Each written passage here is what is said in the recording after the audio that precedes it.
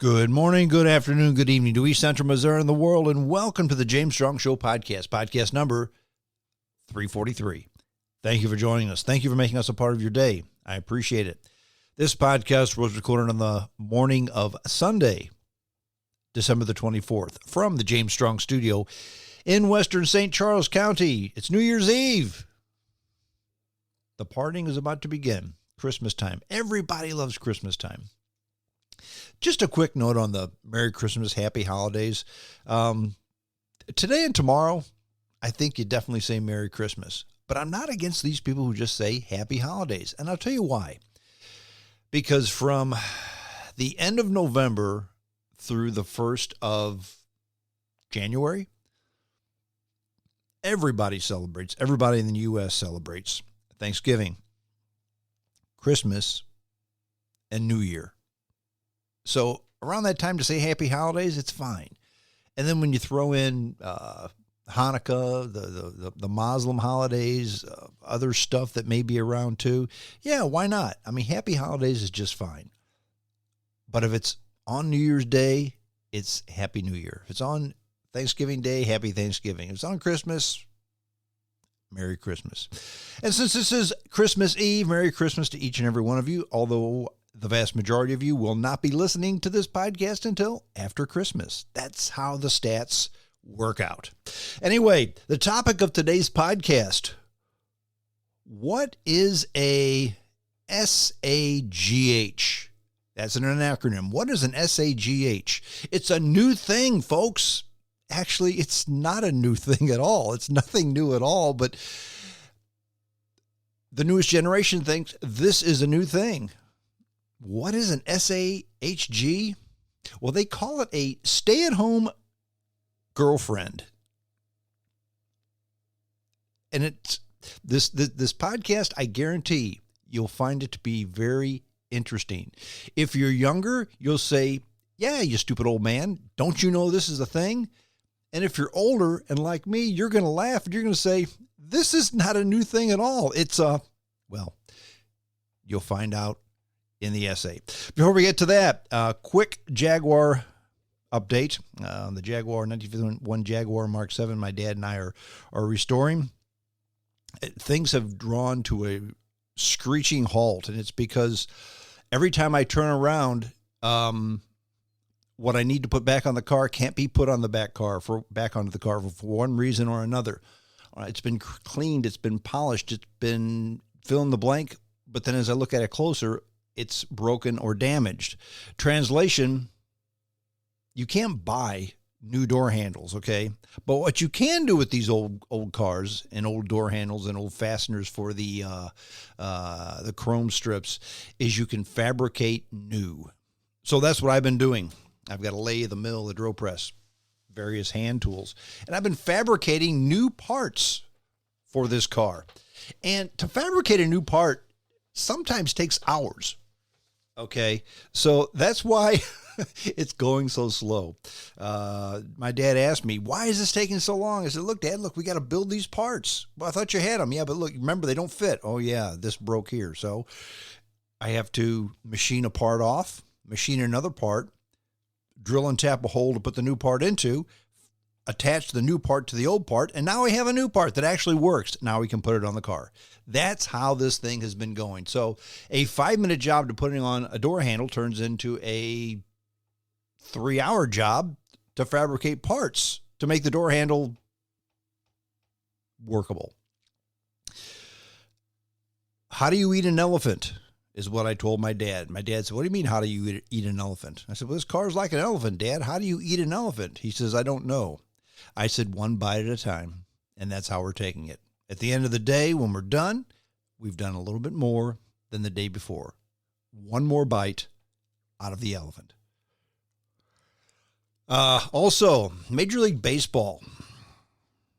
The free agents are being signed for unbelievable amounts of money.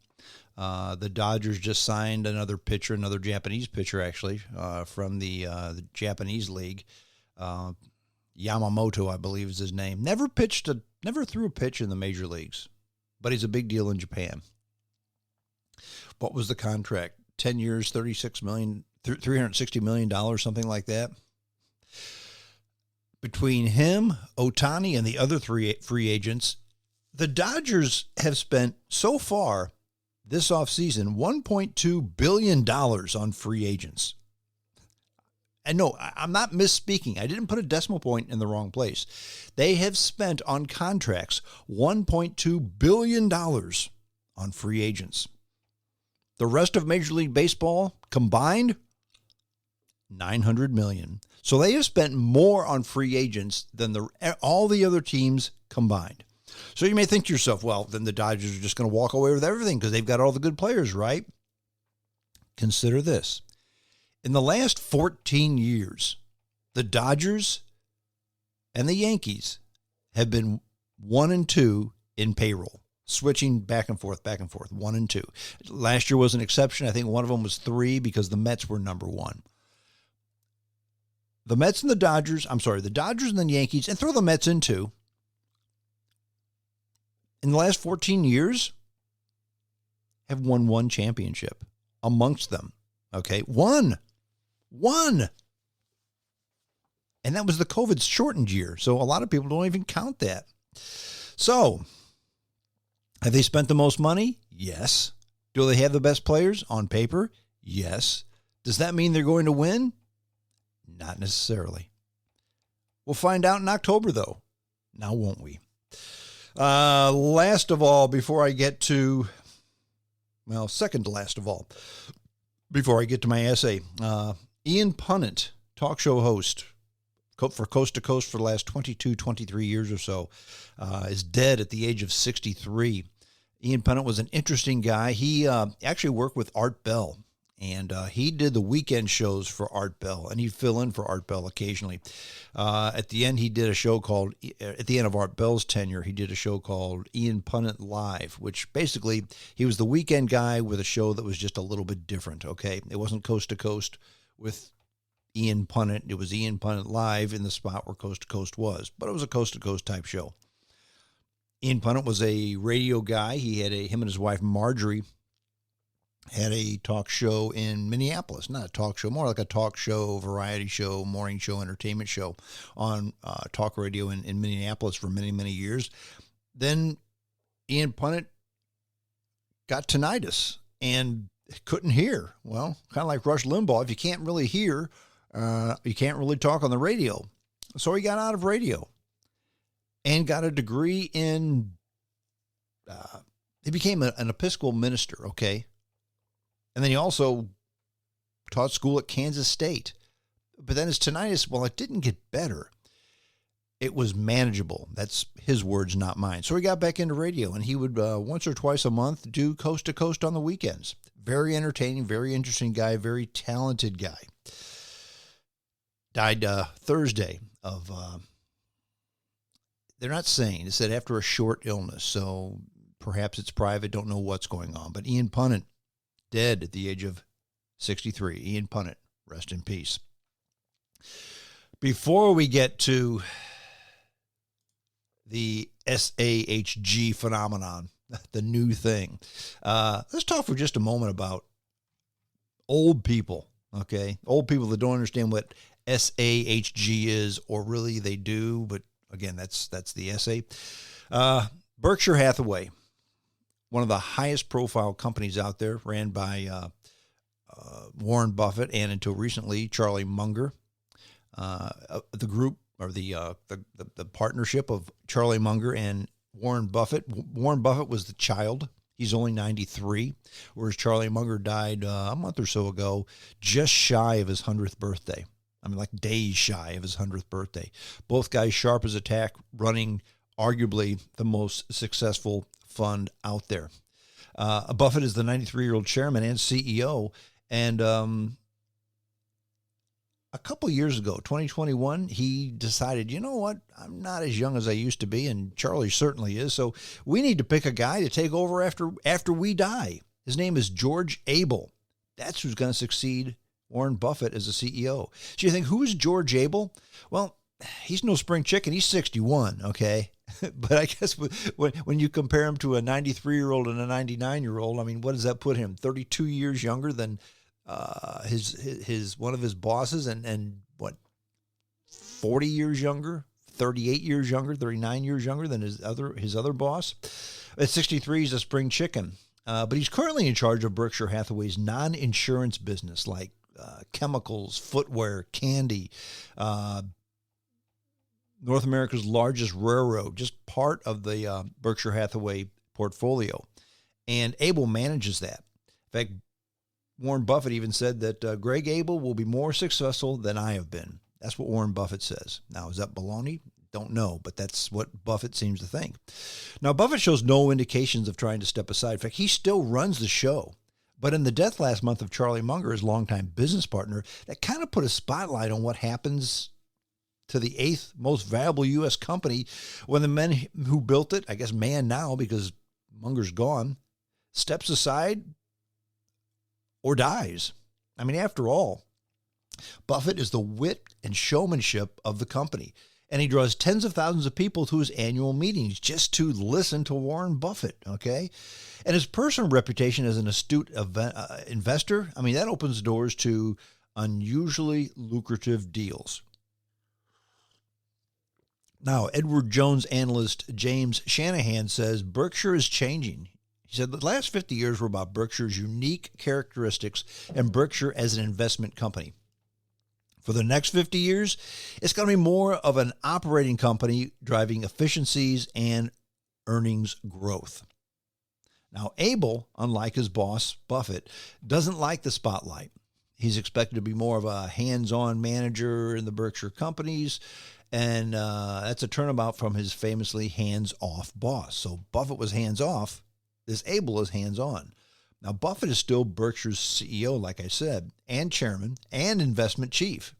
When he exits, those duties will split between several individuals, including Abel, which I find hilarious. It's going to take several people to take the place of the workload of a 93-year-old man, but he's no ordinary man. Two other deputies, the money managers Ted Welcher and Todd Coombs, are expected to run the massive investment portfolio once Buffett leaves the job. And Buffett has made it known that his son Howard will someday be a non-executive chairman. Now, Abel, he doesn't live in Des Moines. I'm sorry, he doesn't live in Omaha. He lives in Des Moines, Iowa. Okay, a couple hours by car from Omaha. But he's a numbers guy. He understands the language as well as anyone. That's according to Ron Olson, who's a longtime Berkshire Hathaway director and partner of Munger, Tolles, and Olson. Yeah, that's the law firm that was co-founded by Charlie Munger. Now, Olson says he's confident that Abel is a match for the CEO job. He's no Warren Buffett, Olson said, but neither is anybody else. Now, Mark Ullman, a retired Wells Fargo executive who met Abel through mutual friends, says he can often be spotted around his home city at the Iowa State Fair, at a favorite dive bar, or at his son's hockey games, where he's an assistant coach. So that's the guy who's going to be running Berkshire Hathaway after Warren Buffett bows out. Interesting. Okay, let's get to today's essay. What is a SAHG? It's really nothing new, but if you read the articles to see what I've researched this week, and it's the new phenomenon. And friends, it's nothing new at all. Okay. SAHG stands for stay-at-home girlfriend. Okay. And it's a new phenomenon out here today with new being in air quotes. Okay. That made me smile. No, really, it made me laugh. Okay. It's called the stay-at-home girlfriend, the SAHG. And what do? Well, they film themselves and post the content to social media. What does a typical stay-at-home girlfriend video do? Well, it opens up when a young woman in a pristine apartment around 8 a.m., she makes the bed and cooks pancakes for her boyfriend before he goes off to work. After he's gone, she drinks a green juice smoothie concoction for herself. No pancakes, of course. And then heads out for a private Pilates reformer session and then a microcurrent facial.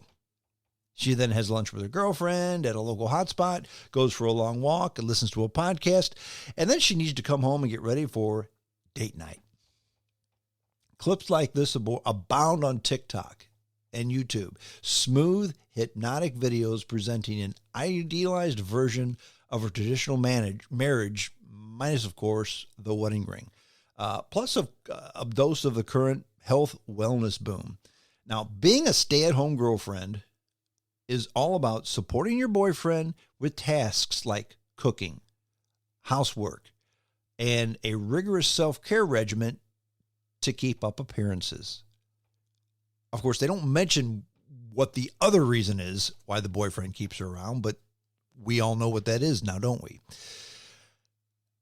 Kendall K., who's 26, says, "My life is very, very slow and peaceful." Kendall K. moved from Los Angeles to Puerto Rico to be a stay-at-home girlfriend with her then boyfriend in 2022. She described an intensive morning routine filled with skincare and juice and breakfast prep. Now, videos of a young SAHG from Nairobi to Miami show them puttering around modern high-rise apartments, pushing Dyson vacuums, and spoiling small dogs. They wear workout clothes all day long. They talk slowly. They seem to be unbothered. The perfect veneer of the stay-at-home girlfriend culture doesn't always show the full picture, however. Along with tales of fulfillment, relaxation, empowerment, or stories of breakups, personal struggles, boredom, and insecurity. It's a life that looks good on TikTok. But is it a good life? I mean, think about it. Many stay-at-home girlfriends say that it is. In fact, Kay, who is newly single and now based in San Diego, spoke positively about her time as an SAHG in Puerto Rico. Before she met her ex-boyfriend, who runs his own company, she earned money modeling and making OnlyFans subscription-based content. Now, what is OnlyFans, you ask? OnlyFans, by the way, it's a service based in the UK, primarily used by sex workers to promote pornography. Okay. Now, when he started supporting her, she said, "I just felt like I didn't have to experience as much stress, and I was really able to be my best self and do a lot of self-improvement." Now, another stay-at-home girlfriend, Aaliyah Wan, 26, she grew up in Singapore and lives in Los Angeles with her generous boyfriend, and said a lot of women aspire to this lifestyle these days. She said, "With big cities, the cost of living is just so high that having somebody to provide for you makes it a whole lot easier." Really? That's a news flash. Now, detractors say that ease comes with complications. They glamorize the financial dependency, says Haley Sachs. And Haley Sachs bills herself as a zillennial financial expert, and she runs the Instagram account of @MrsDowJones. Now, being financially independent, according to Mrs. Dow Jones, is a huge contributor to financial abuse. And being financially independent is truly one of the best gifts you can give yourself. By the way, she's not wrong. All the women I spoke to, again, this is Mrs. Dow Jones talking, the financial gal who's made her own money. All the women I spoke to have their own bank accounts, which they supplement through income made with content creation, affiliate links, brand deals, etc. Herein lies the irony of the much stay-at-home girlfriend content. And while the videos paint a picture of a life of leisure, they usually omit the nitty-gritty of influencer hustling. In other words, they have a job. It's being an influencer. Now, Sachs said in that way it reminded her of the FIRE movement. That was financially independent, retire early. FIRE, F-I-R-E movement. In her words, she says, they're like, we quit our jobs, we live in a van, whatever, but we're making money by being FIRE bloggers. So they really haven't quit their jobs. They just kind of do a different job. They just don't make very much money at it. That's what a lot of my viewers see, said Wan. That's the 26-year-old who was from Singapore. That's what a lot of my viewers don't see, says Wan, for content creation. They think my life is fully funded and supported by the man, but it really is not what it seems. Actually, it's exactly as it seems. Now, still, Wan, who was on the pre-law track at UCLA, is definitely taken care of. She said, I don't get an allowance, but my rent's paid for, my food's paid for, and if I want something, I just have to bring it up to my boyfriend, and he'll take care of it. Often the boyfriends themselves are the ones to propose these arrangements. Sound familiar? You're probably thinking what we're going to talk about at the end. Now, they're working a lot, or they're traveling a lot, or they want support at home, or they just enjoy paying for everything. Well, not many of them enjoy paying for everything, but if they do, if you pay for this, you get that, if you understand what I'm trying to say. Now, I love the arrangements, said Trayvon Duncan. She's 26. Or he's 26, I should say. Trayvon Duncan is a man, and he works in cybersecurity in Dallas. Now, he suggested that his girlfriend, Erica McDonald, who's 25, give up her job working nights in a hotel in Baltimore and come live with him, and she agreed. Now, when McDowell first arrived in Dallas, she recalled, I literally did not do anything. Well, she clarified, she would wake up, eat, shop, lay down, take naps, and watch television. Now, then they went to couples therapy where her boyfriend admitted he'd like her to contribute something. So she started making breakfast, cleaning, doing the laundry, decorating the house, and then creating content to build a little nest egg for herself. Now, Trayvon Duncan says, I look at myself as the alpha male. I'm always working. I'm always grinding. I'm always studying. I think it's important to have someone in your corner that's there for you and understands your needs and your wants. People might think it's a sugar daddy situation, said Duncan, saying that some of McDonald's followers inferred that he was an older man funding a young woman's lifestyle. But he clarified, we're in a relationship. This is the person that one day will be my wife. That's what he says now. However, they're not married yet. And the young lady, Ms. McDowell, says, and I'm quoting here, my friends are like, girl, you are doing wifely duties before the ring. And then they tell her, you're doing too much trying to keep that man. But Ms. McDowell says she relishes the work. She says, I generally get a form of dopamine when I cook and he enjoys my meal, or when I make him some cupcakes and he enjoys them. Now, these SAHGs don't see themselves as the 1950s housewives, although that's exactly what they are. Kind of. I mean, there's no kids to care for. Sometimes they have little dogs they care for. So the focus of their days is self-care. So many of the SAHGs have cleaning help. In other words, they don't even clean. They hire a housekeeper. Now, being unmarried may have its downsides. In fact, while they're definitely contributing to the success of their partner by managing things at home, if they break up or something happens to them, they have absolutely no legal recourse. That's what, what's her face, Ms. Dow Jones says. They have absolutely no recourse. And she's right. She said that without jobs, they're missing out on a chance to build their own financial futures. Another risk? Boredom. Even with influencer events that she attends, Pilates that she does, and the minimal housework she said she takes on, Ms. Wan said she runs out of things to do. In fact, sometimes she thinks she should work a 9-to-5 job. A lot of the days I'm just home and bored and sit in bed, she said. She's thinking about making a video of that. And the sad thing is, it'll probably get 10 million views, all right? Maybe depending on what she's wearing. Now, why do I find this new trend hilarious? I mean, it's a new trend, right? And why do I find it hilarious? Because, dear listeners, it's not a new trend. There's nothing new about this. It's a thing that's been going on forever. And the new modern woman has invented nothing. When a man of means wants a jewel on his arm, he picks up a mistress. And that's what they are. There have been mistresses forever. Now, the only difference is these men don't have wives to go along with the mistress. It's just the mistress. And there's no commitment. There's no future. There's no contract.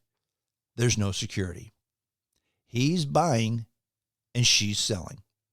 I mean, according to the story, most of these women, before they did this, had accounts that were basically porn sites. Okay? That's how they made their money. Now, when the man is buying, the woman's selling. And when the product gets old and stale, like spoiled milk, she'll be poured down the drain and replaced by something fresh with an updated best by date.